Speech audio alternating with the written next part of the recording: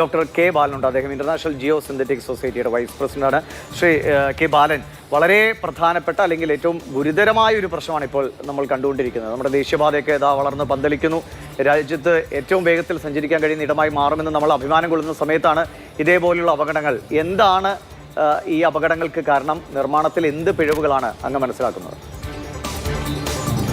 ഈ ഇത്തരം വാളുകളെ അല്ലെങ്കിൽ ഇത്തരം റീറ്റെയിനിങ് വാളുകളെ നമ്മൾ പറയുക മെക്കാനിക്കലി സ്റ്റെബിലൈസ്ഡ് റീഇൻഫോഴ്സ്ഡ് എർത്ത് എന്നാണ്.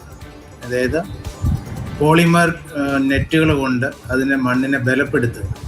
അതിന് ജിയോ ഗ്രിഡ് എന്ന് ഞങ്ങൾ പറയും. അപ്പോൾ ജിയോ ഗ്രിഡും ഒരു ഫ്രണ്ട് പാനലും കൂടെ ചേർന്ന് ആണ് ഇതിന് സ്ട്രെങ്ത് കൊടുക്കുന്നത്. അപ്പോൾ നമ്മുടെ ഈ കൂരിയാട് കേസ് നമ്മൾ നോക്കുകയാണെങ്കിൽ ഫോട്ടോഗ്രാഫ്സ് മാത്രം വെച്ചുകൊണ്ടാണ് ഞാൻ സംസാരിക്കുന്നത്.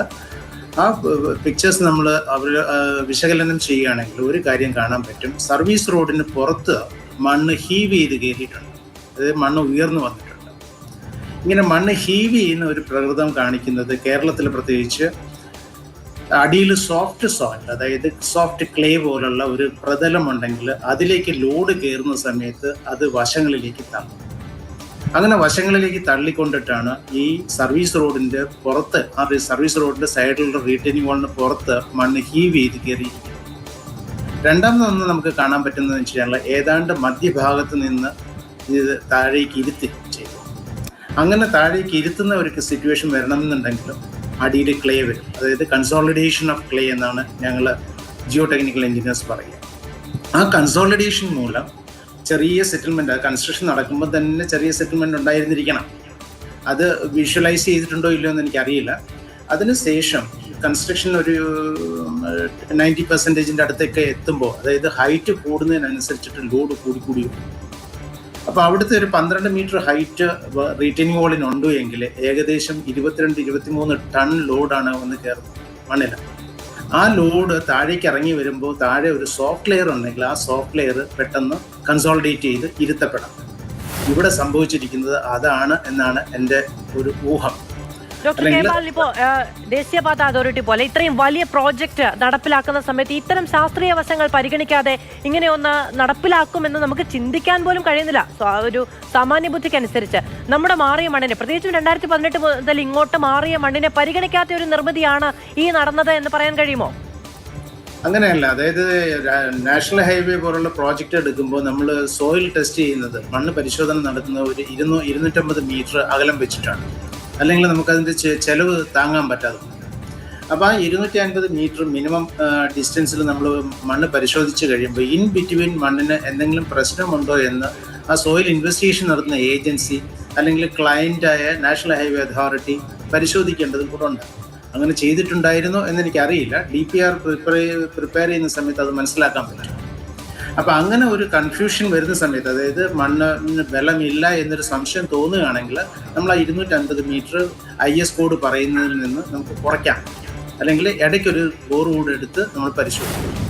ഇനി നമ്മുടെ ഈ മലപ്പുറം ഡിസ്ട്രിക്ട് എടുക്കുകയാണെങ്കിൽ മലപ്പുറം ഡിസ്ട്രിക്റ്റിലും പൊതുവിൽ കാണുന്നത് വെട്ടുകല്ലാണ്, ലാറ്ററൈറ്റ് എന്ന് ഞങ്ങൾ പറയും. ഈ ലാറ്ററൈറ്റിനകത്ത് ചെളിയുടെ അംശം കൂടുതൽ, വൈറ്റ് ക്ലേ കൂടുതലുണ്ട്. അതായത് കൗലിനൈറ്റ് എന്ന് പറയുന്ന ഒരു ചെളിയുടെ അംശം കൂടുതലുണ്ട്. അത് ഈ ഫില്ല് ചെയ്യാനായിട്ട്, അത് ബോറോ ഏരിയ എന്നാണ് ഞങ്ങൾ പറയാം, മണ്ണ് കൊണ്ടുവരുന്ന സ്ഥലം, ഇവിടുത്തെ ആവശ്യമായ മണ്ണ് കൊണ്ടുവരുന്ന സ്ഥലം. അത് ഏതെങ്കിലും കുന്നുകളായിരിക്കും ഐഡൻറ്റിഫൈ ചെയ്തിരിക്കുക. അപ്പോൾ അവിടെ മുകളിൽ ലാറ്ററൈറ്റ്, നല്ല ഹാർഡ് ലാറ്ററൈറ്റ് കിട്ടും. താഴേക്ക് പോകുമ്പോൾ ഈ കൗലിനൈറ്റ് ഉള്ള ക്ലേ അംശം കൂടിയ മണ്ണായിരിക്കും. ഡോക്ടർ, ഇതിലൊരു കാര്യം, ഇപ്പൊ ഇന്നലെ ജനപ്രതിനിധികളടക്കം പറഞ്ഞത്, ഇപ്പൊ ഇന്നലെ കോരിയാടി അപകടമുണ്ടായ സ്ഥലത്ത് ഈ നിലയിലല്ല പണിയേണ്ടിയിരുന്നത്, പാലം ഉപയോഗിച്ചായിരുന്നു പണിയേണ്ടതെന്നാണ്. അങ്ങനെയുള്ള സാധ്യതകൾ ഉണ്ടായിരുന്നോ? നിലവിൽ ഇപ്പം ഉണ്ടായിരിക്കുന്ന പ്രശ്നങ്ങളെ എങ്ങനെയാണ് സുരക്ഷിതമായ രീതിയിൽ പരിഹരിക്കാൻ കഴിയും? ഇപ്പോൾ നേരത്തെ അങ്ങ് ശ്രദ്ധിച്ചോന്നറിയില്ല, ലിഷോയ് തൃശ്ശൂരിൽ നിന്നുള്ള വിവരങ്ങൾ, വെറുതെ അവർ കുറച്ച് ടാർ ഒഴിച്ചോ അല്ലെങ്കിൽ കുറച്ച് കോൺക്രീറ്റ് മിശ്രിതമൊക്കെ ഇട്ട് പോവുകയാണ്. അങ്ങനെ ബലപ്പെടുത്താൻ കഴിയുന്നതല്ലോ ഈ പാളിച്ചകൾ. ഇല്ല, ഈ എലിവേറ്റഡ് ഹൈവേ, അത് അല്ലെങ്കിൽ ഒരു പാലം പോലെ പണിയുക എന്ന് പറഞ്ഞാൽ കോസ്റ്റ് വൈസ് അത് വളരെ കൂടുതലായിരിക്കും. അതുകൊണ്ടിട്ടാണ് നമ്മൾ ഇത്തരം റീഇൻഫോഴ്സ്ഡ് എർത്ത് റിട്ടേണിംഗ് വാളിലേക്ക് പോകുന്നത്. അതാകുമ്പോൾ ലാൻഡ് വിഡ്ത്ത് കുറച്ച് മതി, കോസ്റ്റ് വൈസും അത് കുറവാണ് സാധാരണ വരിക കമ്പയർഡ് ടു എലിവേറ്റഡ് ഹൈവേ. അതുകൊണ്ടിട്ടാണ് ഇത് പ്രിഫർ ചെയ്യുന്നത്. പിന്നെ ഇത് ആൾ ഓവർ ദ വേൾഡ് സക്സസ് ആയിട്ട് എസ്റ്റാബ്ലിഷ് ചെയ്തിട്ടുള്ള കാര്യമാണ്. പക്ഷേ ഇതിൻ്റെ ഫെയിലൂർ സംഭവിക്കുന്നത് 80% ഫെയിലൂർ ഉണ്ടാകുന്നത് ഡ്രെയിനേജ് പ്രോപ്പർ അല്ലാതെ വരിക എന്നുള്ളതാണ്. ഒരു 10% ഫെയിലൂർ ആൾ ഓവർ വേൾഡ് സംഭവിച്ചിട്ടുള്ളത് ഇതിന്റെ ബേസ് പ്രോപ്പറായിട്ട് സ്ട്രെങ്തൻ ചെയ്തിട്ടുണ്ടായിരുന്നു. അപ്പോൾ ഇവിടെ എന്തെങ്കിലും ഗ്രൗണ്ട് ഇംപ്രൂവ്മെന്റ് മെത്തേഡുകൾ അഡോപ്റ്റ് ചെയ്തിട്ടുണ്ടോ എന്നുള്ള കാര്യം എനിക്കറിയില്ല. കാര്യം അതൊന്നും ന്യൂസുകളിൽ കണ്ടിരുന്നില്ല. ഗ്രൗണ്ട് ഇംപ്രൂവ്മെന്റ് ചെയ്യാതെ NHAI ചെയ്യുമെന്ന് ഞാൻ പ്രതീക്ഷിക്കുന്നുമില്ല.